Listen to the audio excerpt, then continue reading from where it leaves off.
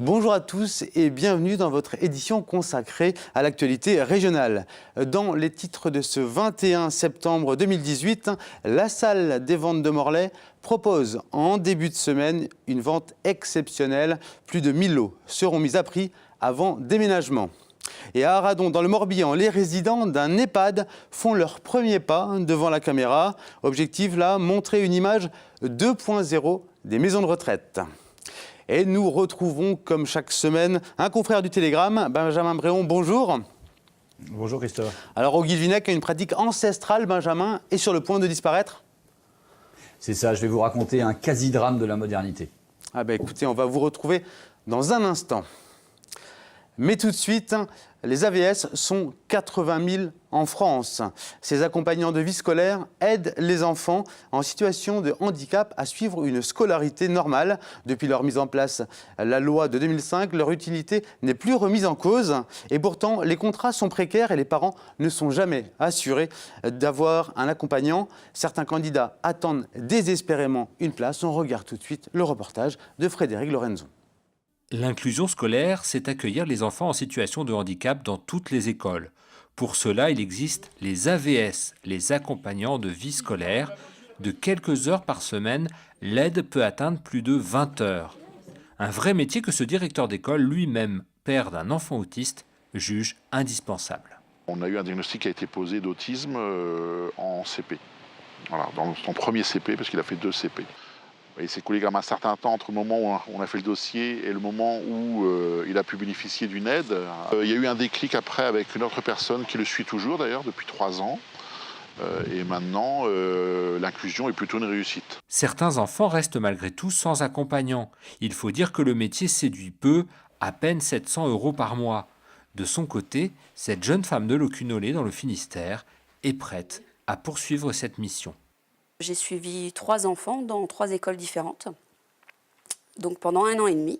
Malheureusement, j'ai dû arrêter parce que je n'avais plus le droit aux différents contrats bien spécifiques de Pôle emploi. Problème, Aurélie a envoyé sa candidature il y a 2 ans. Depuis, elle attend. J'attends désespérément qu'on m'appelle. Et quand je vois qu'il y a des enfants qui n'ont pas pu faire leur rentrée scolaire par manque d'auxiliaires de vie scolaire et d'ASH, ça m'énerve. Non, on ne fait pas ça pour l'argent. On fait ça pour le plaisir d'accompagner ces enfants-là. À cette rentrée 2018, la Maison du handicap du Finistère a donné son accord pour 1500 dossiers d'enfants en situation de handicap. En France, l'année dernière, 3000 enfants avaient fait leur rentrée sans accompagnement alors qu'il leur était notifié. Allez, c'est tout de suite le moment de retrouver votre chronique La Bretagne en 5 infos, rédigée cette semaine et ce jour par Benjamin Bréon et les rédactions du Télégramme. Le géant américain Amazon serait sur le point d'installer un dépôt au nord de Nantes. 120 000 mètres carrés de terrain, soit 12 terrains de foot, y ont été achetés par un promoteur parisien. Et les chiffres qui tournent donnent le vertige. 110 millions d'euros d'investissement et jusqu'à 1700 emplois à créer. Objectif, servir de relais pour une zone couvrant toute la Bretagne et allant de Caen à Poitiers, en particulier dans le cadre de l'offre Prime qui promet une livraison à J+1. Le ministre de l'Intérieur Gérard Collomb était en déplacement à Vannes ce vendredi. Il y a en particulier annoncé un assouplissement d'un certain nombre des règles régissant la garde à vue et les enquêtes policières. À son arrivée, une petite manifestation de soutien aux migrants a été rapidement éloignée. Dispositif inédit en vue sur Belle-Île-en-Mer au large du Morbihan. À partir d'avril ou mai 2019, une dizaine de véhicules électriques qui seront mis à disposition des habitants et des visiteurs sous forme d'autopartage. Le système sera alimenté par des panneaux solaires installés sur le toit des principaux bâtiments publics. Les îles du Ponant se veulent à la pointe de la transition énergétique et visent pour certaines d'entre elles une consommation électrique 100% renouvelable d'ici 2030. C'est une manifestation unique en France qui va se tenir ce week-end à Dinard en Ille-et-Vilaine. En 2 jours, l'association des secouristes de la Côte d'Émeraude veut former 1000 personnes aux gestes qui sauvent. 4 thèmes seront abordés, se protéger et savoir alerter, les hémorragies et les massages cardio-pulmonaires. Et bien sûr, c'est gratuit. Enfin, Merzine, un des plus anciens groupes bretons de rock, est de retour.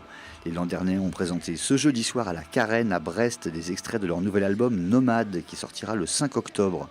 Un album engagé et leur premier sur V-Records, le label de No One Is Innocent. Une vidéo à retrouver en intégralité sur le telegram.fr.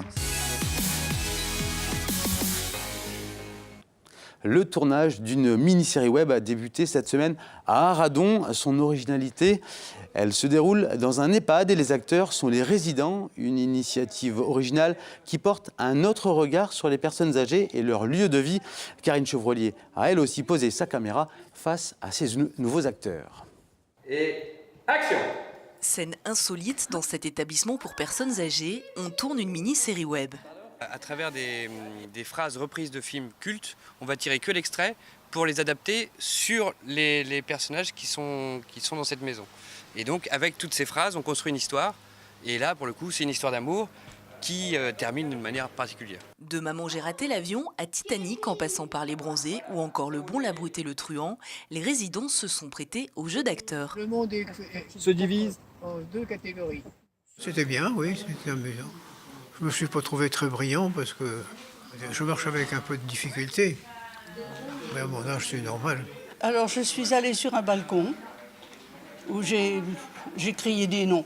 Je vole, Jacques, je vole. Ah oui, j'ai joué l'actrice, oh oui, c'est pas difficile. Pas difficile, mais tout de même un petit défi pour ces résidents dont certains sont atteints de troubles cognitifs. L'idée à travers ce projet, montrer une autre image des personnes âgées. On pose un autre regard sur eux, sur ce qu'ils peuvent renvoyer comme image. C'est une activité qui les met en scène, qui les valorise et qui leur permet de montrer tout ce qu'ils peuvent encore apporter à notre société. La mini-série sera diffusée auprès des familles des résidences du groupe, puis sur les réseaux sociaux. Proposer un format court, une façon de susciter l'intérêt de toutes les générations. L'idée, c'était de se dire, tiens, essayons de trouver un module qui permettait de parler le langage des jeunes, donc dans le format visuel, le fait de le diffuser sur les réseaux sociaux, mais avec des gens du troisième âge pour essayer de réunir un petit peu ces deux mondes. Maman disait toujours, la vie, c'est comme une boîte de chocolat. On ne sait jamais sur quoi on va tomber.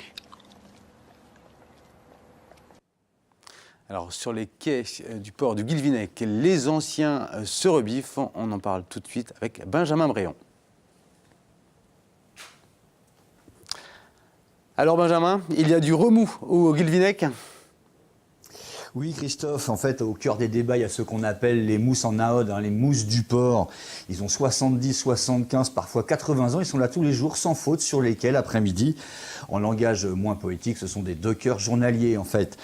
C'est des anciens, quasiment tous anciens marins, qui viennent donner un coup de main au déchargement des bateaux. Il faut dire que sur les bateaux, il n'y a pas des étrangers, ce sont leurs enfants, leurs neveux, des copains qui sont là. C'est la vie du port du Guilvinec, en fait.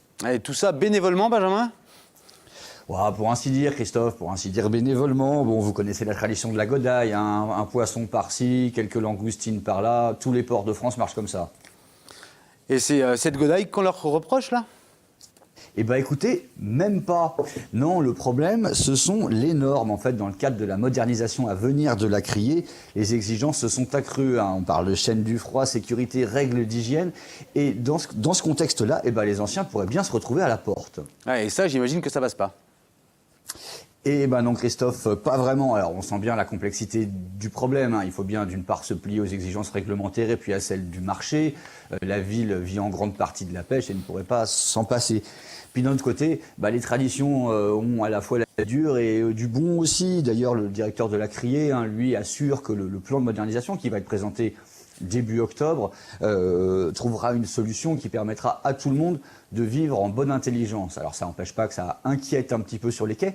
En fait, les seuls que ça inquiète pas vraiment, ce sont les anciens. On est allé les rencontrer cette semaine, ils nous ont expliqué tout sourire que tout ça c'était bien joli, mais que ça faisait 10 ans qu'on leur expliquait qu'on allait les mettre dehors et qu'ils étaient toujours là. Quand on vous dit qu'ils sont inoxydables, c'est pas vraiment une expression. Ouais, ça c'est une histoire qui manque pas de sel. Merci Benjamin. L'emblématique salle des ventes de Morlaix va déménager, mais une dernière vente aux enchères un peu spéciale y est organisée lundi et mardi. 1000 lots seront mis à prix, l'occasion de revivre une vente comme il y a 50 ans. Samedi, les objets seront exposés à l'hôtel des ventes pour permettre aux acheteurs ou curieux de venir repérer et toucher les œuvres. On regarde tout de suite le reportage de Sophie Lecroisier. Dans le grenier de l'hôtel des ventes de Morlaix, pour la première fois, les étagères se vident. Les objets d'art, la porcelaine, les tableaux prennent peu à peu place dans la salle des ventes. 1000 lots seront présentés ce samedi au public en vue d'une dernière vente exceptionnelle où de bonnes affaires seront conclues.